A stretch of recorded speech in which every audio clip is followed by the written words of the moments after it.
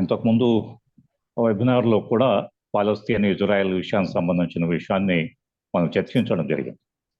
దాని కొనసాగింపుగానే ఈ చర్చని కొనసాగించాలని చెప్పి నేను అనుకుంటూ ఉన్నా. లాస్ట్ ఎపిసోడ్లో నేను చర్చించినప్పుడు ఒక చరిత్రకు సంబంధించిన విషయాన్ని ఇజ్రాయెల్ పాలస్తీనా మూలాలకు సంబంధించిన విషయాల్లోకి వెళ్ళే ప్రయత్నం చేసాం. ఈరోజు మాట్లాడేటువంటి విషయంలో ప్రధానంగా అక్టోబర్ 7, 2023లో హమాస్ చేసినటువంటి దాడుల కారణంగా ఇజ్రాయెల్ ప్రతిదాడులు చేస్తూ అక్టోబర్లో ప్రారంభమైనటువంటి ప్రతిదాడులు 252 రోజులుగా కొనసాగుతున్నటువంటి సందర్భం ఇది. సో వీటిపైనే నేను దృష్టి కేంద్రీకరించేందుకు కోసం ప్రయత్నం చేస్తాను.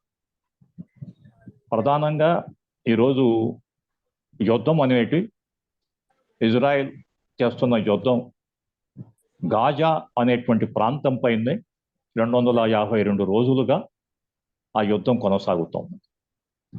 గాజా ప్రాంతం పాలస్తీనియా వాళ్ళు నిలబెట్టుకున్నటువంటి అతి కొద్ది ప్రాంతాల్లో ఒక కీలకమైనటువంటి ప్రాంతం అది.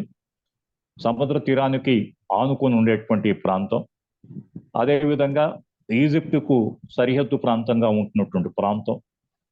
ఈ ప్రాంతం వాళ్ళకు సురక్షితంగా ఉంటుందని చెప్పేసి ఈ ప్రాంతంలోకి పాలస్తీనియా ప్రజలు క్రమేపీ నెట్టివేయబడటం జరుగుతూ వచ్చింది.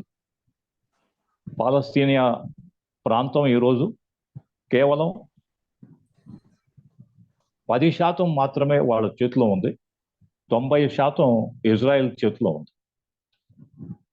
పశ్చిమ తీర ప్రాంతం లేదా వెస్ట్ బ్యాంక్ అని చెప్పేసి అంటారు, జోర్డాన్ నది తీరం వైపున ఉండేటువంటి ప్రాంతం. అదేవిధంగా ఇంతకుముందు నేను ప్రస్తావించినటువంటి గాజా స్ట్రిప్ అని చెప్పేసి అంటారు. వైశాల్యంలో అది 365 చదరపు కిలోమీటర్లు ఉంటుంది. గాజాలో నివసిస్తున్నటువంటి ప్రజలు సుమారుగా 23 లక్షల మంది పాలస్తీన్ ప్రజలు అక్కడ నివసిస్తూ ఉండడం జరుగుతుంది. హమాస్ వాళ్ళు గాజా ప్రాంతంలోనే తమ ప్రభుత్వాన్ని ఏర్పాటు చేసుకొని అక్కడ నుంచి వాళ్ళు పరిపాలన చేయడం అనేటువంటిది 2008వ సంవత్సరం నుంచి అది జరుగుతాం. క్రమేపీ పాలస్తీనియా లిబరేషన్ ఆర్గనైజేషన్ ఏదైతే ఉందో, PLO ఏదైతే ఉందో, దాని బలం తగ్గిపోతూ రావడం, దాని స్థానంలో హమాస్ యొక్క ప్రాబల్యం పెరగడం అనేటువంటిది మనం పాలస్తీనియా ప్రాంతంలో మనం చూడడం జరుగుతూ వస్తాం. ఈ యుద్ధం అనేటువంటిది చివరిది అని చెప్పేసి ఇజ్రాయెల్ భావిస్తూ ఉంది. హమాస్ కూడా అదే దృక్పథంలో ఉన్నది. డూ ఆర్ డై అనేటువంటి యుద్ధ ధోరణిలో రెండు పక్షాలు కూడా యుద్ధంలో భాగం వహిస్తూ ఉన్నాయి. 76 సంవత్సరాల యుద్ధ చరిత్ర అనేటువంటిది ఈ ప్రాంతానికి ఉంది.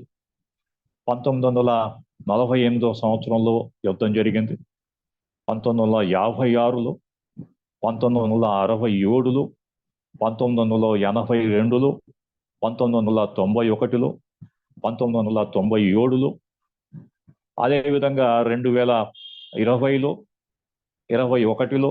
ఇప్పుడు యుద్ధం అనేటువంటిది ఒక నిరంతరమైనటువంటి ప్రక్రియగా ఈ ప్రాంతంలో కొనసాగుతున్నది. సుమారు 4 తరాలకు సంబంధించిన పాలస్తీనియన్లు ప్రజలు ఈ యుద్ధంలో అంతర్భాగమయ్యారు. మరి ఎన్ని సంవత్సరాలుగా, 76 సంవత్సరాలుగా వాళ్ళు చేస్తున్నటువంటి పోరాటాన్ని అంతర్జాతీయంగా గుర్తింపు వచ్చినప్పటికీ ఐక్యరాజ్య సమితిలో అనేక తీర్మానాలు 1948 నుంచి 56, 67, 73 సుమారు ఐక్యరాజ్య సమితి భద్రతా సమితి ఒక 10 తీర్మానాలని ఇప్పటికి ఆమోదించుకుంది. ఈ తీర్మానాలు అన్నింటి యొక్క భావం ఏమిటి అంటే, ఈ ప్రాంతంలో పాలస్తీనియా అనేటువంటి ఒక స్వతంత్ర రాజ్యం, ఇజ్రాయెల్ అనేటువంటి స్వతంత్ర రాజ్యం, 2 రాజ్యాలు అనేటువంటివి ఈ ప్రాంతంలో ఉండాలి అనేటువంటి తీర్మానమే ఐక్యరాజ్య సమితి కొనసాగిస్తూనే వస్తాం. చాలా సందర్భాల్లో వీటో కూడా చేయకుండా బ్రిటను అమెరికా కూడా వీటిని ఆమోదించడం అనేది జరుగుతూ వచ్చాయి. అయితే ఆచరణలో ఏం జరుగుతూ ఉంది? ఐక్యరాజ్య సమితిలో వేదికగా మాట్లాడేటప్పుడు, ఓటింగ్ వేసేటప్పుడు ఉన్నటువంటి దృక్పథం ఆచరణలో అమెరికా కానీ బ్రిటన్ కానీ చూపించకపోవడం కారణం చేత ఈ యుద్ధం ఏకపక్షంగా కొనసాగుతుంది. ఇజ్రాయెల్ దురాక్రమణ అనేటువంటిది క్షణక్షణం పెరుగుతుందని చెప్పవచ్చు. ఎంత ఘోరమైనటువంటి పరిస్థితుల్లో ఈరోజు గాజాలో ఉండేటువంటి ప్రజలు జీవిస్తున్నారు అంటే, వాళ్ళని మీరు ఇక్కడ నుంచి వెళ్ళిపోండి అనేటువంటి హుకుం జారీ చేయడం అనేటువంటిది ఇజ్రాయెల్ నిత్య కృత్యంగా పెట్టుకొని ఉంది. అక్టోబర్లో యుద్ధం మొదలైనప్పుడు గాజా ప్రాంతంలో, ఉత్తర గాజా ప్రాంతంలో జీవిస్తున్నటువంటి ప్రజలందరూ కూడా తక్షణం మీరందరూ కూడా దక్షిణ ప్రాంతాలకు మీరు వెళ్ళిపోవాలా అని చెప్పేసి వాళ్ళ పైన ఒత్తిడి తీసుకొచ్చారు. దక్షిణ ప్రాంతానికి మీరు వెళ్ళకపోతే మిమ్మల్ని అక్కడి నుంచి నిర్మూలించి వేస్తామని చెప్పేసి వైమానిక దాడులు అనేటువంటివి కొనసాగిస్తూ వచ్చారు. ఈ వైమానిక దాడులకు భయపడి తమ ప్రాణాలను రక్షించుకునేందుకు కోసం ఉత్తర గాజాలో ఉండేటువంటి ప్రజలు క్రమేపీ దక్షిణ గాజా ప్రాంతానికి వాళ్ళు ప్రయాణం చేస్తూ వచ్చారు. దక్షిణ గాజా ప్రాంతంలో యోనిస్ ఖాన్ అనేటువంటి ఒక నగరము, రఫా అనేటువంటి నగరాలు ఉన్నాయి. ఈ రెండు నగరాల్లో పాలస్తీనియా శరణార్థులు వాస్తవానికి ఒక విచిత్రమైనటువంటి పరిస్థితి. తమ దేశంలోనే వీళ్ళు శరణార్థులుగా ఉంటున్నటువంటి పరిస్థితి. శరణార్థులు అంటే మనం సామాన్యంగా ఏం అర్థం చేసుకుంటామంటే, వేరే దేశాల నుంచి తమ దేశాన్ని విడిచిపెట్టి పరాయి దేశానికి వచ్చిన వాళ్ళని శరణార్థులు అని చెప్పి అంటూ ఉంటాం. కానీ చారిత్రక వైపరీత్యం ఏమిటి అంటే, పాలస్తీనియా ప్రజలు తమ దేశంలోనే తాము శరణార్థులుగా ఉంటున్నటువంటి పరిస్థితి ఏర్పడింది. కాబట్టి ఉత్తర గాజా ప్రాంతం నుంచి దక్షిణ గాజా ప్రాంతానికి ప్రయాణం చేసి సుమారు 10 లక్షలకు మంది ఈ యొక్క ప్రాంతంలో యూనిస్ ఖాన్ అనేటువంటి నగరంలోను, అదేవిధంగా రఫా అనేటువంటి నగరంలో తలదాచుకునేటువంటి పరిస్థితులు ఉన్నాయి. మరి ఈ దాడుల్లో ఎంతవరకు కొనసాగినటువంటి ఈ దాడుల్లో అంటే గత 250 రోజుల్లో కొనసాగినటువంటి దాడుల్లో మనం పరిశీలిస్తే ఎంతమంది చనిపోయారు అంటే 35,203 మంది చనిపోవడం అనేది జరిగింది. సుమారు 8,000 మంది గాయపడడం అనేది జరిగింది. ఈ చనిపోయినటువంటి వాళ్ళల్లో చాలా హృదయ విదారకమైన అంశం ఏంటి అంటే, పిల్లలు 15,000 మంది ఉన్నారు. అదేవిధంగా సుమారు 17,000 మంది పిల్లలు అనాథలు అయిపోయారు. అంటే తల్లిదండ్రులు ఈ యుద్ధంలో చనిపోవడం కారణం చేత వీళ్ళు అనాథలు అయిపోవడం అనేది జరిగింది. అదేవిధంగా సుమారు 9,000 మంది స్త్రీలు ఈ యొక్క యుద్ధంలో మరణించడం అనేది జరిగింది.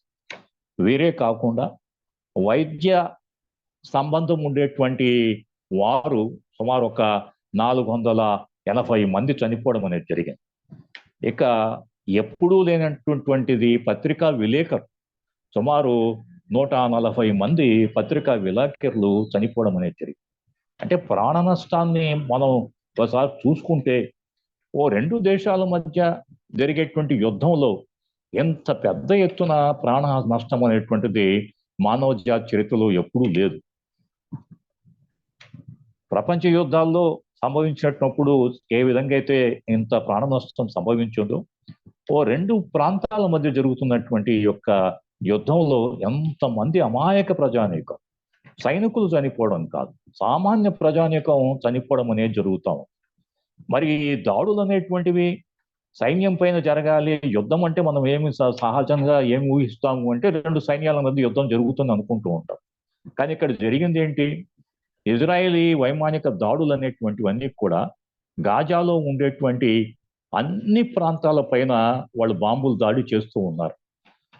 ఈ బాంబు దాడుల్లో 3,80,000 ఇండ్లు అనేటువంటివి అవి నేలమట్టం కావడం అనేది జరిగింది. అదే రకంగా విశ్వవిద్యాలయాలని, పాఠశాలల్ని మనం చూసుకుంటే సుమారు 412 విశ్వవిద్యాలయాలు, పాఠశాలలు అనేటువంటివి నేలమట్టం కావడం అనేది జరిగింది. యుద్ధంలో జనీవా ఒప్పందం ప్రకారంగా కొన్ని మినహాయింపులు ఉంటాయి. ఆ మినహాయింపుల్లో చాలా కీలకమైన ప్రధానమైన మినహాయింపు ఏమిటి అంటే, శత్రువులు ఎక్కడైనా దాడి చేయొచ్చు, కానీ ఆసుపత్రుల పైన దాడి చేయకూడదు అనేటువంటిది ఎవరు కూడా ఉల్లంఘించనటువంటి నియమం ఒకటి ఉంది. అయితే ఈ యుద్ధంలో సుమారు 32 ఆసుపత్రుల పైన బాంబులు వేయడము, ఆసుపత్రులన్నీ కూడా విధ్వంసం కావడం, ఆ ఆసుపత్రుల్లో ఉంటున్నటువంటి చికిత్స పొందుతున్నటువంటి రోగులు కూడా చావుకు గురి కావడం అనేటువంటిది జరిగింది. అదేవిధంగా అంబులెన్స్లను కూడా 126 అంబులెన్స్లు అనేటువంటివి విధ్వంసం కావడం అనేది జరిగింది. ఆసుపత్రులు కాకుండా చిన్న చిన్న ఆరోగ్య కేంద్రాలు గ్రామీణ ప్రాంతాలను కేంద్రీకృతం చేసుకుని ఉంటాయి. అలాంటి ఆరోగ్య కేంద్రాల పైన కూడా దాడులు చేశారు. దాంట్లో సుమారు 53 ఆరోగ్య కేంద్రాలు కనుమరుగైపోయాయి. ఇక మ్యూజియంస్, పురావస్తు ప్రదర్శనకు సంబంధించినటువంటి స్థలాలు, అదేవిధంగా పురావస్తు తవ్వకాలలో చాలా కీలకంగా భావించబడుతున్నటువంటి ప్రదేశాలు కూడా ఈ దాడుల్లో నేలమట్టం కావడం అనేది జరిగింది. దాంతో పాటుగా ప్రార్థనా స్థలాలు మినహాయింపు లేకుండా చర్చిలు, గ్రీక్ ఆర్థడాక్స్ చర్చ్ అనేటువంటిది చాలా పురాతనమైనటువంటి చర్చు. ఆ చర్చ్ కూడా బాంబులకి గురి అయింది. దాంతో పాటుగా మరో 2 చర్చిలను కూడా విధ్వంసం చేశారు. ఇక మసీదుల సంగతి చూసుకుంటే సుమారు 550 మసీదులు నేలమట్టం కావడం అనేది జరిగింది. మొత్తం ఈ 250 రోజుల్లో ఇజ్రాయిల్ గాజా ప్రాంతం మీద వేసినటువంటి బాంబుల బరువు ఎంత ఉంటుంది అంటే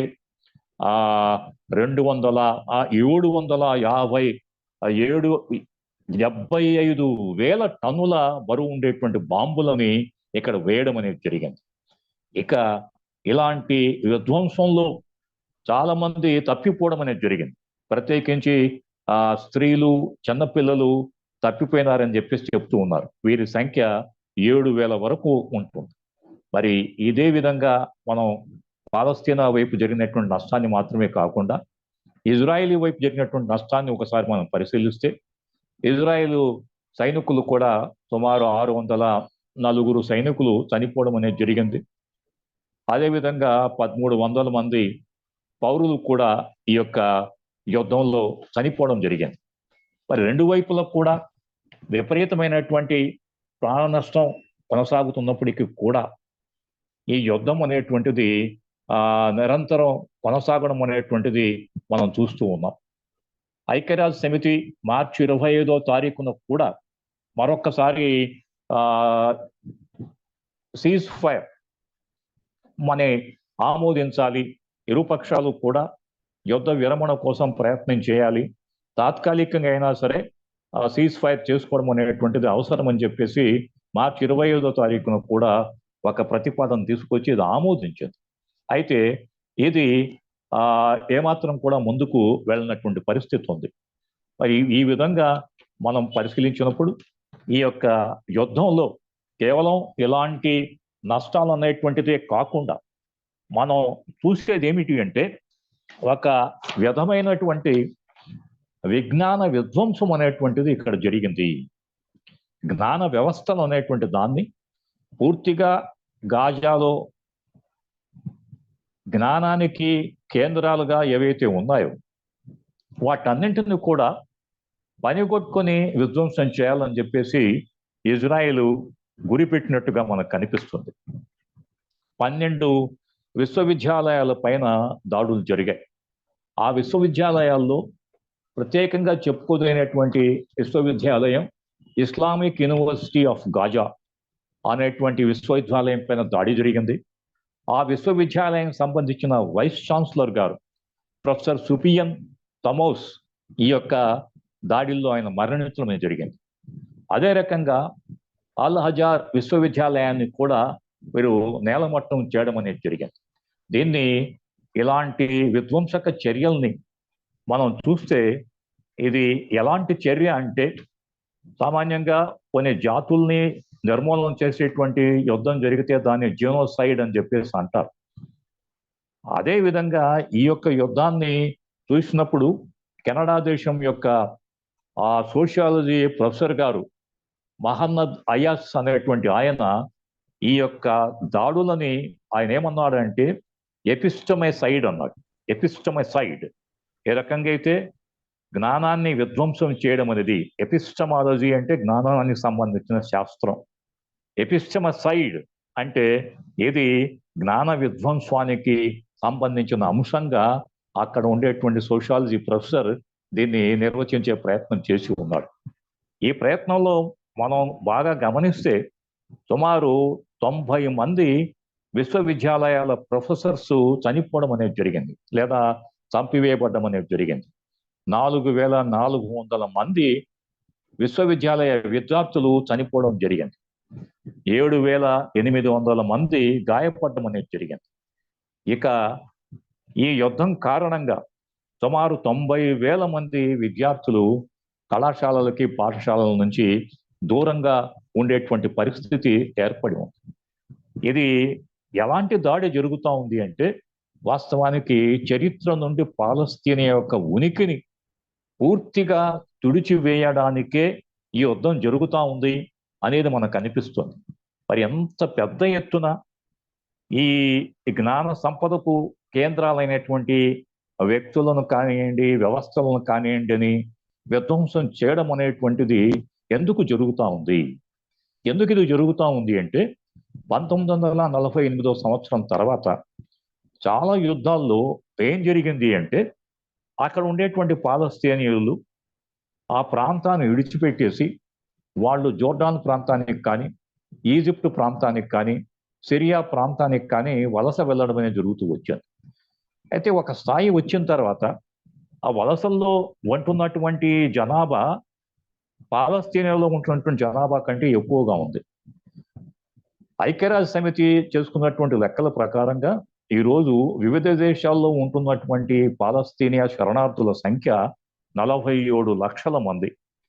పాలస్తీనియాలో జీవిస్తున్న వారి సంఖ్య బహుశా 30 లక్షల వరకు ఉండొచ్చు.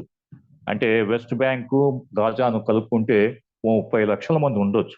అంటే దేశంలో ఉంటున్నటువంటి జనాభా కంటే కూడా బయట ఉంటున్నటువంటి పాలస్తీనియా శరణార్థుల సంఖ్యనే ఎక్కువగా ఉందని మనకు అర్థమవుతాం.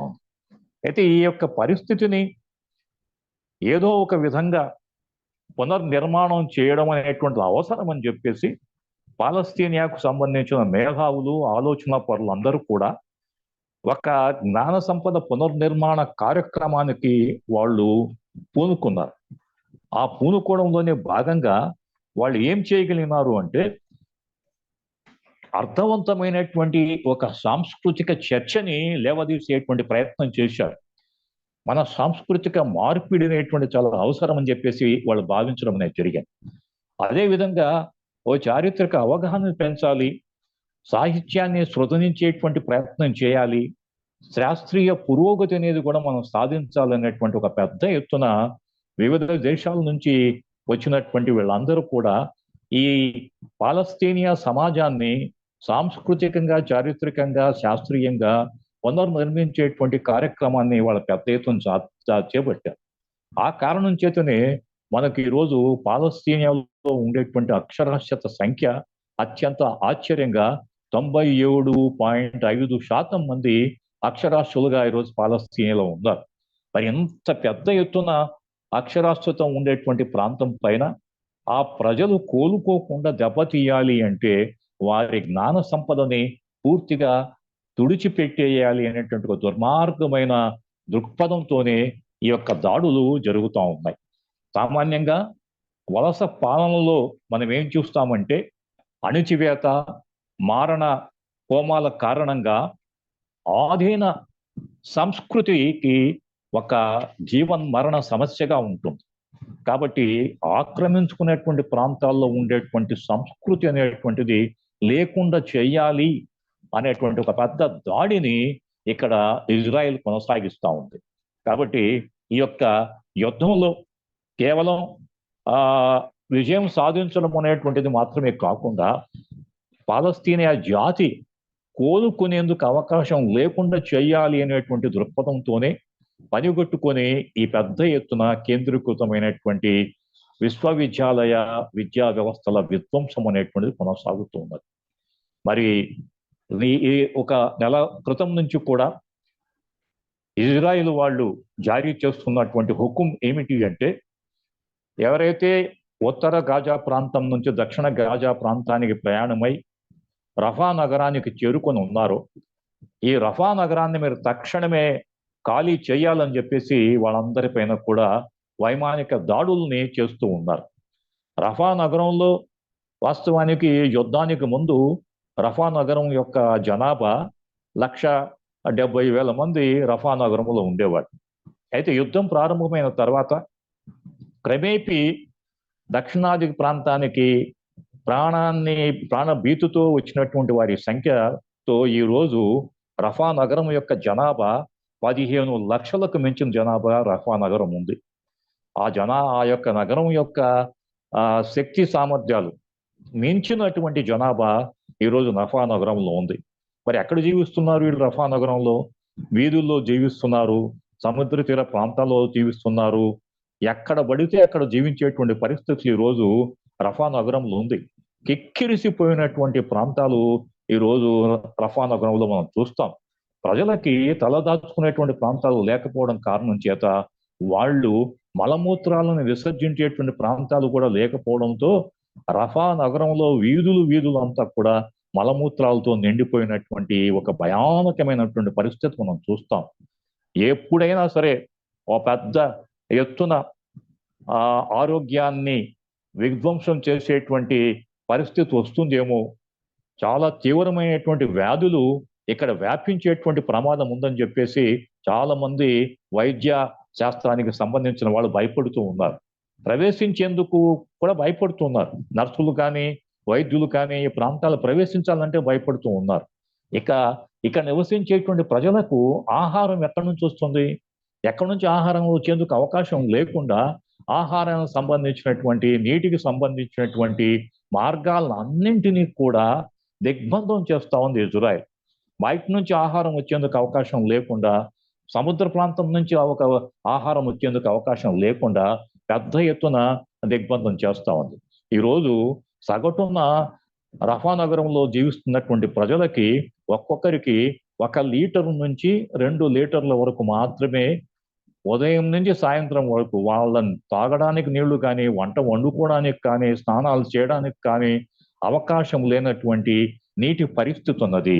లభిస్తున్న నీరు కూడా ఇంచుమించుగా 90% మురికి నీరు తప్ప పరిశుభ్రమైనటువంటి నీరు కూడా లభించినటువంటి పరిస్థితి ఈరోజు రఫా నగరంలో మనం చూస్తూ ఉన్నాం.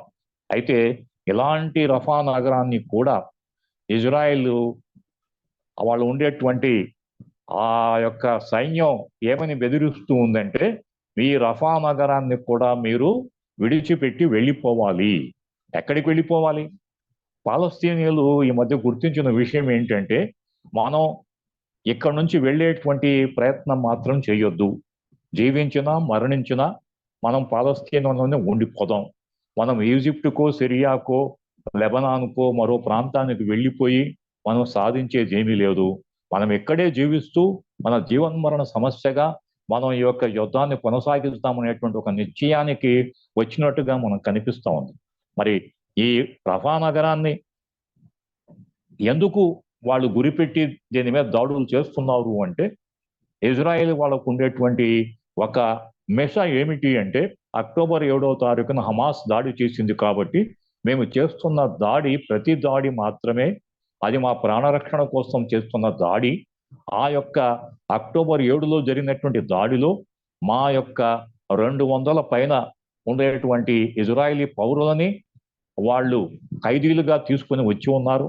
ఆ ఖైదీలను విడుదల చేసేందుకు కోసం మేము ప్రయత్నం చేస్తున్నాం అనేటువంటి ఒక మిషతో ఎంత పెద్ద ఎత్తున దాడి కొనసాగిస్తున్నారు. 2 లక్షలని ఆ దేశం యొక్క ప్రధానమంత్రి నెతాన్యూ ఇజ్రాయెల్ యొక్క లక్ష్యాలుగా 2 లక్షలు చెప్పి ఉన్నాడు. ఒకటి, హమాస్ ని ఎట్టి పరిస్థితుల్లో కూడా హమాస్ అనేటువంటి వ్యవస్థ లేకుండా చెయ్యాలి అనేటువంటిది ఒక లక్ష్యం అయితే, రెండవ లక్ష్యం వచ్చేసి పూర్తిగా గాజా ప్రాంతాన్ని తిరిగి తమ యొక్క ఆధీనంలో తీసుకోవాలి. ఈ 2 లక్ష్యాలను సాధించేందుకు కోసం ఈ యొక్క యుద్ధం మేము చేస్తున్నాము అని చెప్పేసి నెతాన్యూ ప్రకటిస్తూ ఉన్నారు. మరి నెతాన్యూ ఏ ప్రకటన ఎందుకు చేస్తున్నాడు అనేటువంటి విషయాన్ని ఒక్కసారి మనం పరిశీలిస్తే, ఇజ్రాయెల్ దేశంలో ఉండేటువంటి అంతర్గత రాజకీయాలు కూడా యుద్ధానికి యుద్ధం ముందుకు వెళ్లేందుకు లేదా యుద్ధం మరింత తీవ్రం కావడానికి అది కారణం అని చెప్పేసి మనకు అర్థమవుతుంది. నెతన్యాహు ప్రధానమంత్రిగా తానుకుండేటువంటి పార్లమెంట్లో ఆయనకుండే మెజారిటీ అతి తక్కువ. ఆయన సమర్థిస్తున్నటువంటి ఆ రెండు పార్టీలు కూడా అవి మితవాద పార్టీలు, పైపెచ్చు జాతి దురహంకార పార్టీలు. ఆ రెండు పార్టీలు ఉన్నాయి. ఆ రెండు పార్టీలు ఏమని ఒత్తిడి చేస్తున్నాయి నెతన్యాహు పైన అంటే, ఈ యుద్ధాన్ని తప్పనిసరిగా ఇదొక చివరి యుద్ధంగా మీరు మార్చాలి, మన ఇజ్రాయేలీ పౌరులందరినీ కూడా విడుదల చేసి మనం వాపస్ తీసుకురావాలి, ఆ రకంగా చేయగలిగితే మాత్రమే మిమ్మల్ని సమర్థిస్తామనేటువంటి దాన్ని హెచ్చరికలు చేస్తూ ఉన్నారు. నెతన్యాహు తప్పనిసరిగా ఈ యుద్ధాన్ని ముందుకు తీసుకుపోవాలనేటువంటి ఒత్తిడి ఆయన పైన విపరీతంగా ఉండడం కారణం చేతను, స్వతహాగా మితవాదిగా ఆయన ఉండడం కారణం చేత కూడా తన యొక్క పదవిని కాపాడుకునేందుకోసం, అదేవిధంగా ఏ యుద్ధాన్ని అయితే తాను ప్రారంభించి ఉన్నాడో ఆ యుద్ధాన్ని తాను ఎంచుకున్న లక్ష్యాలని చేరుకోవాలనేటువంటి దాన్ని కూడా ఆయన భావిస్తూ ఉన్నారు. మరి రఫా నగరం పైన ఇలాంటి దుందుడుకు దాడులు జరుగుతున్నప్పుడు గత 250 రోజులుగా సభ్య దేశాలు, సభ్య ప్రపంచం దీన్ని చూస్తూ ప్రేక్షకులకు మాత్రమే లేరు. చాలా చోట్ల పెద్ద ఎత్తున నిరసన కార్యక్రమాలు జరుగుతున్నాయి. అమెరికాలో విశ్వవిద్యాలయాలు సుమారు పశ్చిమ తీర ప్రాంతం నుంచి తూర్పు తీర ప్రాంతం వరకు ఉండేటువంటి అన్ని విశ్వవిద్యాలయాల్లో ఇంచుమించుగా ఒక క్యాంపులు అనేటువంటివి ఏర్పాటు చేసుకొని విద్యార్థులు ఇజ్రాయేలీ దాడులని అమెరికా ప్రభుత్వం సమర్థించకూడదు అనేటువంటి పెద్ద ఎత్తున నిరసన కార్యక్రమాలు చేస్తున్నారు. బోస్టన్ యూనివర్సిటీ కావచ్చు, Los Angeles, California, Washington university, అనేక విశ్వవిద్యాలయాలు వందలాది వేలాది మంది విద్యార్థులు తమ యొక్క నిరసనని వాళ్ళు కొనసాగిస్తూ ఉన్నారు. అమెరికా ప్రభుత్వం చర్యలు తీసుకొని సుమారు 620 మంది విద్యార్థులని దిగ్బంధం చేయడం, అరెస్టు చేయడం అనేటువంటి కార్యక్రమాలు కూడా జరుగుతూ ఉన్నాయి. ఇదే విధంగా కెనడా దేశంలో కూడా పెద్ద ఎత్తున పాలస్తీనియాని సమర్థిస్తూ, జేనిస్ట్ ఇజ్రాయిల్ యొక్క దాడులను నిరసిస్తూ కెనడాలో కూడా అనేక ప్రధాన నగరాల్లో, విశ్వవిద్యాలయాల్లో పెద్ద ఎత్తున నిరసన కార్యక్రమాలు వస్తూ ఉన్నాయి. లండన్ నగరంలో ఈ 250 రోజుల్లో నిరంతరంగా ఒక నిరసన కార్యక్రమాలు అనేటువంటివి ట్రఫాల్గర్ స్క్వేర్లో అవి కొనసాగుతూనే ఉన్నాయి. ఐరోపా ఖండంలో కూడా అనేక ప్రాంతాల్లో కొనసాగుతున్నాయి. దక్షిణాఫ్రికా లాంటి దేశం అంతర్జాతీయ న్యాయస్థానానికి వెళ్ళి ఇజ్రాయెల్ చేస్తున్నటువంటి దాడిని అంతర్జాతీయ న్యాయస్థానంలో ప్రశ్నించడమే కాకుండా ఇది ఒక జెనోసైడ్ అని చెప్పేసి, ఒక మానవ వినాశకరమైన యుద్ధం అనేటువంటి తీర్పును కూడా తీసుకొచ్చేందుకోసం దక్షిణాఫ్రికా తీవ్రమైనటువంటి ప్రయత్నం చేస్తూ ఉంది. అంటే ఎంత పెద్ద ఎత్తున ప్రపంచవ్యాప్తంగా నిరసనలు వస్తున్నాయి. అనేక దేశాలు అంతర్జాతీయ వేదికల పైన వ్యతిరేకిస్తున్నాయి. ఫ్రాన్సు దేశం కూడా, యూరోపియన్ యూనియన్లో ఉండేటువంటి ఫ్రాన్సు దేశం, ఈ దేశాలన్నీ కూడా దీన్ని వ్యతిరేకిస్తూనే వస్తూ ఉన్నాయి. ఒకానొక స్థాయిలో అమెరికాలో పెరుగుతున్నటువంటి ఒత్తిడి కారణం చేత అమెరికా ఎన్నికలు ఉండేటువంటి సందర్భం, నవంబర్లో ఎన్నికలు జరగబోతున్నాయి కాబట్టి ఆ దేశ అధ్యక్షుడైనటువంటి బైడెన్ కూడా ఈరోజు ఇజ్రాయెల్ నేను సమర్థిస్తానని చెప్పేసి మాట్లాడుతున్నప్పటికీ కూడా రఫా నగరం పైన ఎట్టి పరిస్థితుల్లో కూడా మీరు దాడి చేయొద్దు అని చెప్పేసి ఇజ్రాయెల్ పైన ఒత్తిడి తీసుకొస్తా ఉన్నారు. అంతేకాకుండా ఇజ్రాయెల్కి సరఫరా చేయాల్సినటువంటి బాంబులు, సుమారు పెద్ద ఎత్తున బాంబుల సరఫరా అనేటువంటిది కూడా ఈ యొక్క రఫా పైన హెచ్చరిక చేయడం కారణం చేత ఆగిపోయింది. అమెరికా ఇస్తుందా లేదా అనేటువంటిది కాదు, మేమైతే రఫా నగరం పైన తప్పనిసరిగా దాడులు మేము కొనసాగిస్తాం. రఫా నగరంలో ఉండేటువంటి హమాసుకు సంబంధించిన ఏవైతే సిస్టమ్ ఉందో, వ్యవస్థ ఏదైతే ఉందో దాన్ని పూర్తిగా తొలగించి వేసేందుకోసం మేము ప్రయత్నం చేస్తామని చెప్పేసి ఇజ్రాయెల్ మాట్లాడుతూ ఉంది. అయితే ఇదే సందర్భంలో కాల్పుల విరమణ ఒప్పందాన్ని కూడా ప్రయత్నాలు జరుగుతూ ఉన్నాయి. కాల్పుల విరమణ ఒకసారి రెండు పక్షాల మధ్యలో నవంబర్లో కాల్పుల విరమణ కొనసాగింది. సుమారు కొద్ది రోజుల పాటు కాల్పుల విరమణ కొనసాగింది. ఆ కాల్పుల విరమణ సందర్భంగా ఇజ్రాయెల్కు సంబంధించినటువంటి సుమారు 43 మంది తమ దగ్గర ఉండేటువంటి ఖైదీలని, యుద్ధ ఖైదీలని, హోస్టేజెస్ని పాలస్తీనియా వారు ఇజ్రాయెల్కి అప్పగించడం అనేది జరిగింది. అదేవిధంగా ఇజ్రాయెల్ కూడా తన దగ్గర ఉండేటువంటి పాలస్తీనా ఖైదీల్లో కొద్ది మందిని విడుదల చేయడం అనేది జరిగింది. కాబట్టి రెండు పక్షాలు కాల్పుల విరమణ ఇప్పటికే ఒకసారి అవి ప్రయత్నం చేసి ఉన్నాయి.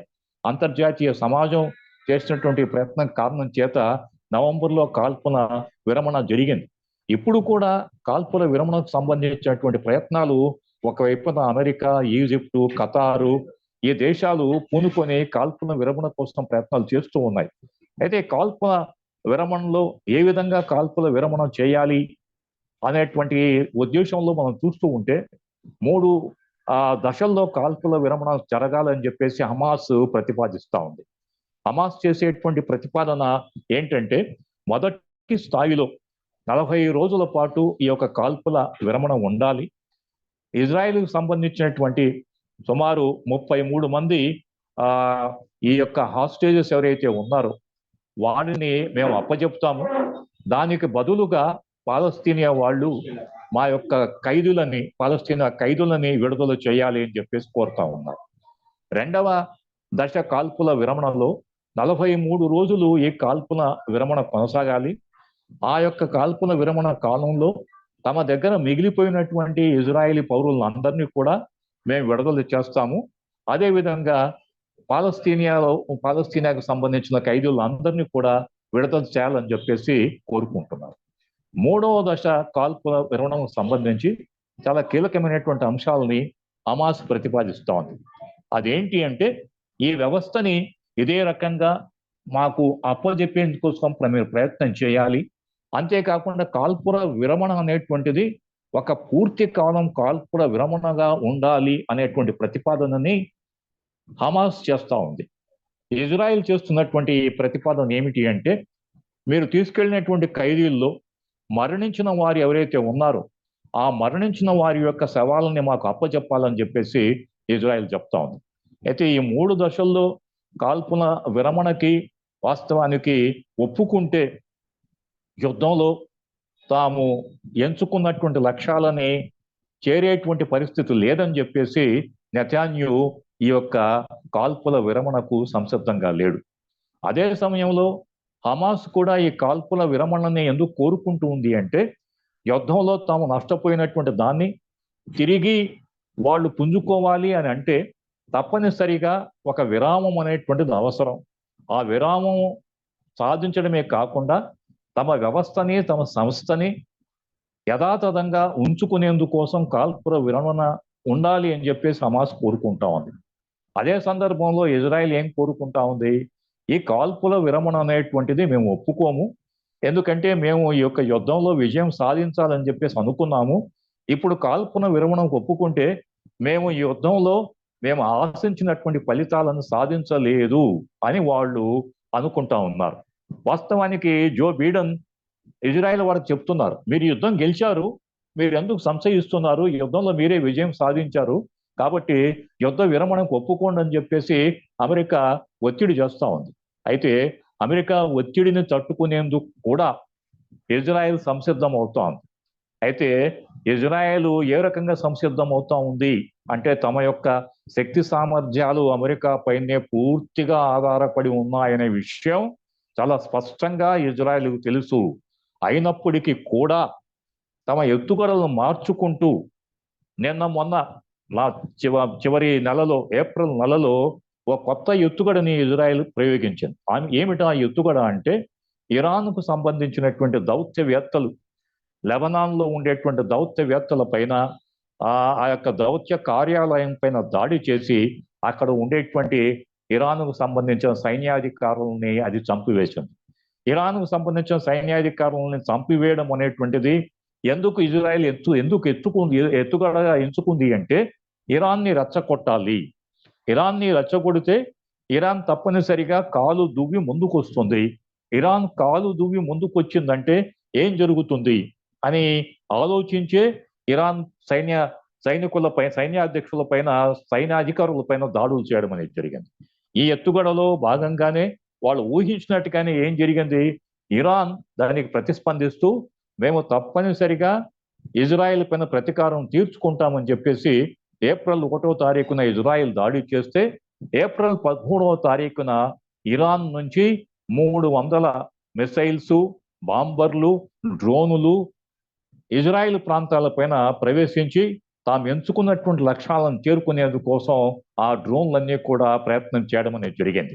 అయితే ఓ 2 ప్రాంతాల పైన మాత్రమే ఇరాన్ తాను ఎంచుకున్న లక్ష్యాలను చేరుకోగలిగింది. వాటిపైన ఆ యొక్క ఏవైతే విమాన ఆశ్రయాలు ఉన్నాయో, ఎయిర్ బేసెస్ ఉన్నాయో వాటిపైన దాడి చేయగలిగింది. మిగిలినటువంటి 95% వాళ్ళు ప్రయోగించినటువంటి మిసైల్స్ని, డ్రోన్స్ని బ్రిటను, అమెరికా మిత్రపక్షాలకు సంబంధించినటువంటి రక్షణ వ్యవస్థ ఏదైతే ఉందో అవన్నీ కూడా వాటిని తిప్పికొట్టడం లేదా విధ్వంసం చేయడం అనేది జరిగింది. అయితే ఇక్కడ ఇజ్రాయెల్ ఎంచుకున్నటువంటి ఎత్తుగడ ఏంటి? ఇజ్రాయెల్ దీన్ని ఎందుకు ఎంచుకుంది అంటే ఇది కేవలం పాలస్తీనియాలో గాజాకు సంబంధించిన యుద్ధం అనేది కాకుండా మరో కోణాన్ని ఇరాన్ కూడా యుద్ధంలో ప్రవేశిస్తూ ఉంది అనేటువంటి దాన్ని ముందుకు తీసుకొస్తే అమెరికాకు ఇరాన్కు మధ్య ఉండేటువంటి ఉద్రిక్త పరిస్థితులు కారణం చేత తప్పనిసరిగా అమెరికా మరొక్కసారి ఇజ్రాయెల్ వైపు వస్తుంది.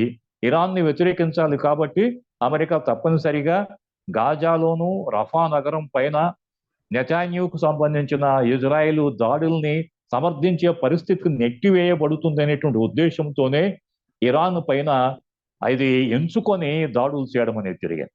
కాబట్టి ఈ ఎత్తుగడలన్నీ కూడా వివిధ రకాలైనటువంటి ఎత్తుగడల్ని ప్రయోగించే ప్రయత్నాలని ఇజ్రాయెల్ ఎందుకు చేస్తా ఉంది అంటే ఈ యుద్ధం 76 సంవత్సరాలుగా కొనసాగుతున్న యుద్ధంలో ఏవైతే 2 రాజ్యాలు ఉండాలి అనేటువంటి తీర్మానం మొత్తం ప్రపంచంలో ఉండే అందరి యొక్క ఆమోదాన్ని పొందినటువంటి తీర్మానం ఏదైతే ఉందో ఆ తీర్మానం అనేటువంటిది అమలులోకి రాకుండా చేయాలి.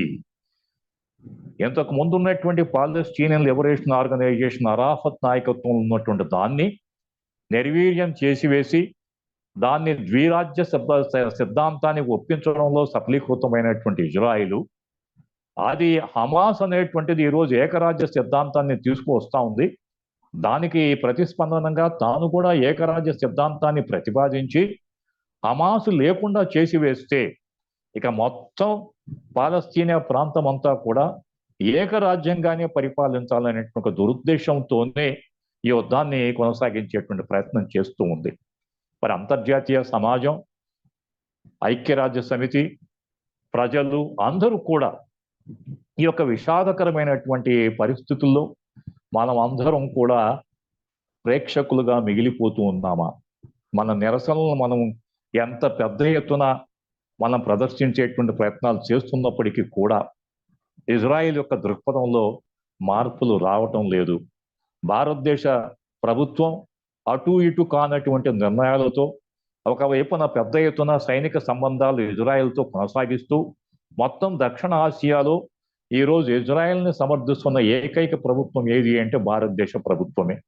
మరి ఇలాంటి దృక్పథాన్ని ప్రదర్శిస్తున్నటువంటి దేశాల సంఖ్య బహుశా పెరుగుతుందేమో అనేటువంటి భయం కూడా కనిపిస్తూ ఉంది. అయితే ప్రజలు మాత్రం అన్ని దేశాల్లో, అన్ని ఖండాల్లో ఉండేటువంటి ప్రజలు మాత్రం గొంతెత్తి ఈ యుద్ధానికి విరమణ పలకాలి, యుద్ధం ఆగిపోవాలి, శాంతి కావాలి. శాంతి కావాలి అంటే అది ఎట్లా సాధ్యమవుతుంది అనేటువంటి విషయంలో కూడా చాలా స్పష్టంగా ఉన్నారు.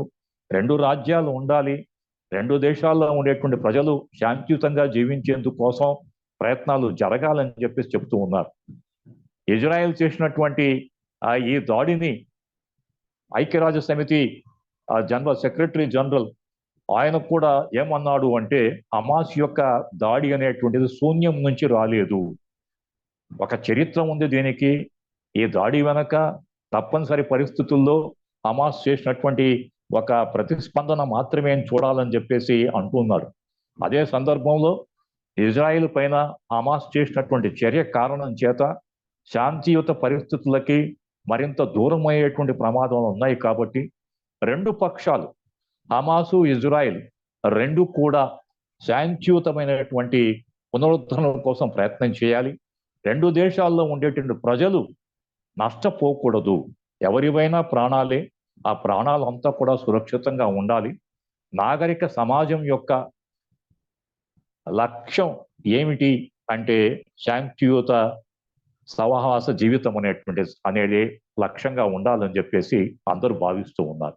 కాబట్టి మిత్రులారా, ఈ యొక్క సుదీర్ఘంగా 76 సంవత్సరాలుగా కొనసాగుతున్నటువంటి యుద్ధం, ఈ యుద్ధానికి తప్పనిసరిగా ఎక్కడో ఓ చోట అది పరిసమాప్తం కావాలి. స్థానిక ఉద్రిక్తతల కారణం చేత పెద్ద ఎత్తున నష్టపోతున్నటువంటి దాన్ని మనం గమనించాము. జ్ఞాన సంపదల విధ్వంసం అనేది జరుగుతూ ఉంది. మరి ఇలాంటి విషాదకరమైన పరిస్థితుల్లో మనం ఉన్నాం.